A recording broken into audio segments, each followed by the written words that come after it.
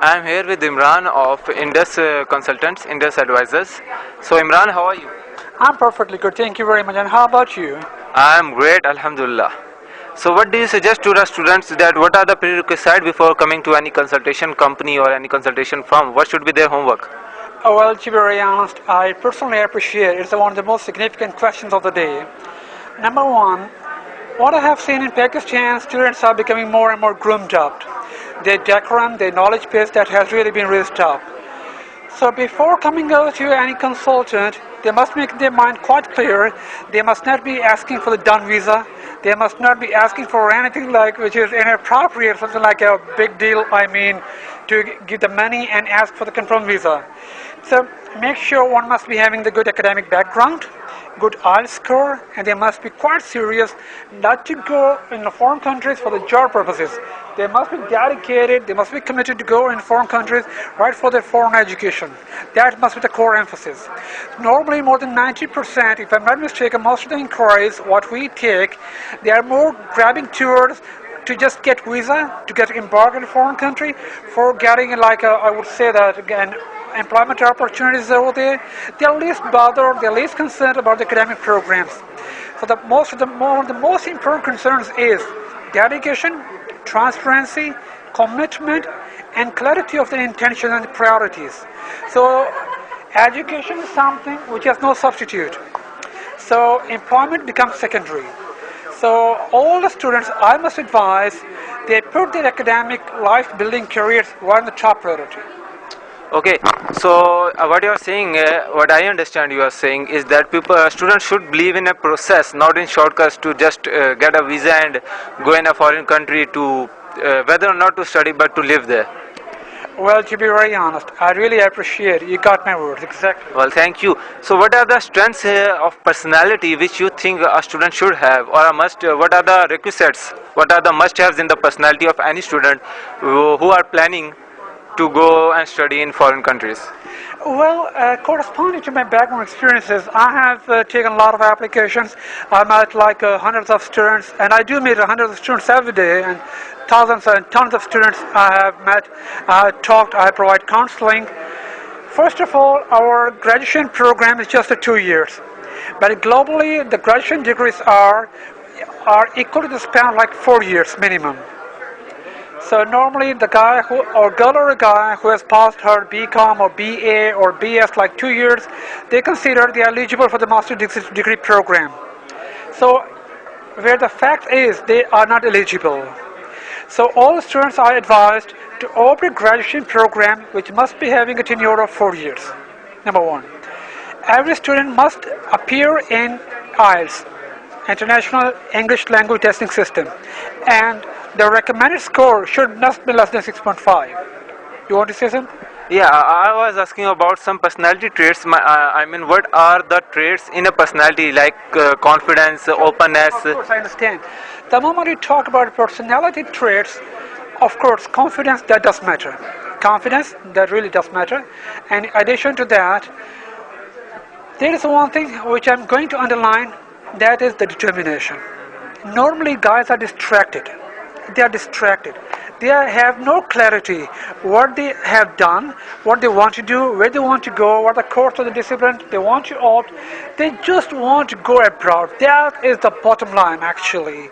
They must be very much streamlined because the reason this is one of the flaw in their academic, their personality traits. They are not defined, they are not refined, and they are not filtered into a procedure.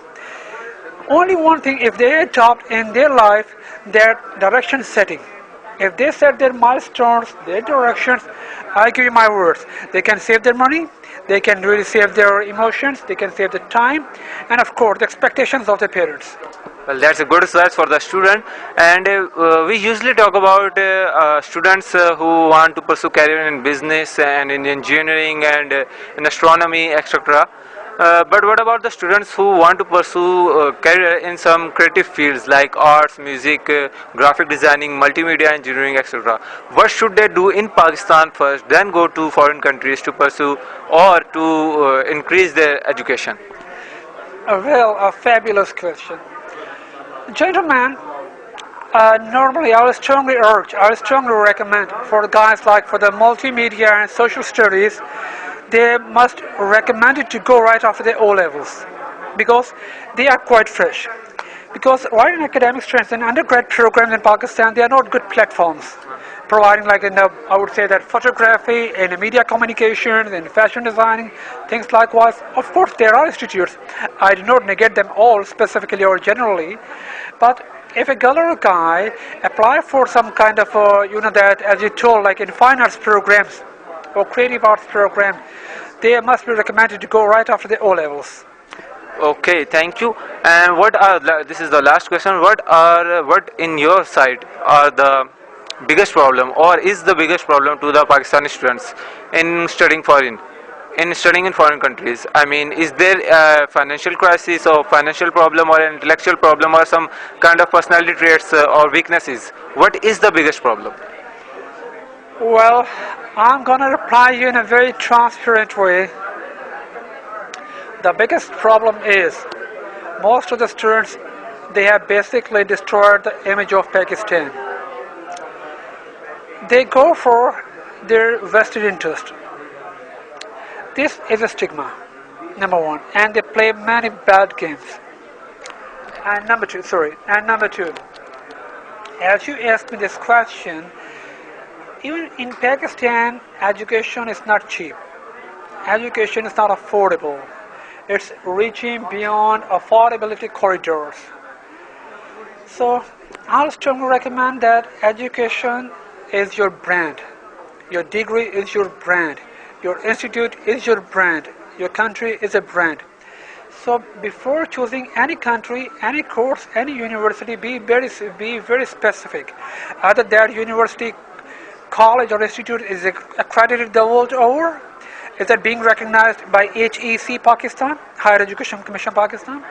Once the guy is so critically serious about all such concerns, I'm sure ultimately he will go there, he will study there, he will raise the standard, image and reputation of Pakistan. Otherwise, more than 90% of students, once they leave Pakistan, they just leave Pakistan with the one single cause which is in their heart actually, which is concealed in their heart, that is to just settle themselves there. They abscond from the classes, they leave the campuses, they leave the hostels, the dormitories, they never return back, which causes a lot of problems for the further serious students, and embargoes, a kind of restrictions, a kind of red tapes. So these are the things. So this is a moral development which is needed for all, which is needed for the entire nation actually, this moral development, the moral social responsibility. We must be having a national spirit to raise the standard of Pakistan the world over. But now the green passport is not the symbol of integrity. This is not the symbol of unity. This is not a symbol of high degree impressions. So we must raise the standards of Pakistan the world over. So let me reconfirm it. The major problem that you see is the problem in character or in intentions or desires to just to settle there or not to get educated in foreign countries. Am I right? Hamza, let me tell you one of my life experiences. The major problem is that our more than 80% of students, they have indulged into media. They are more attracted towards something like mobile phones. They are shopaholics, they are phoneaholics, they are alcoholics, they are into a lot of things. They are in a lot of things, spend a lot of money into all such things. They talk about movies, they talk about songs, about the ringtones. They have never thought about such things. What are the career and character building measures? Even the students are getting more and more away, more and more distracted from the parents. So one of the major dilemma in Pakistan is, I am saying again with the pauses, one of the major dilemmas in Pakistan is moral crisis. We are getting more and more declined in moral values. Once we are not developed in moral capacity, we cannot do anything constructive anywhere around the globe. So moral trainings must be bestowed upon through parents. But nowadays parents are also least concerned. So at the end, I would like to summarize this in Urdu कि हम लोगों ने जो character trades और जो major essentials हैं उनको non essentials बना लिया, और जो नॉन एसेंशियल हैं जैसे mobile phone, ring tunes, Facebook, social media, हमने इसको एसेंशियल्स बना लिया है। तो ये जो सबसे मेजर फ्लॉ है, इसको हमें कवर अप करने की ज़रूरत है ताकि फॉरेन कंट्रीज़ में हमारी ब्रांडिंग, हमारी इमेजेस भी अच्छी हों और हम लोग पर्सनली भी बेनिफिट ले सकें। Thank you very much. It was nice to talk with you. Thank you.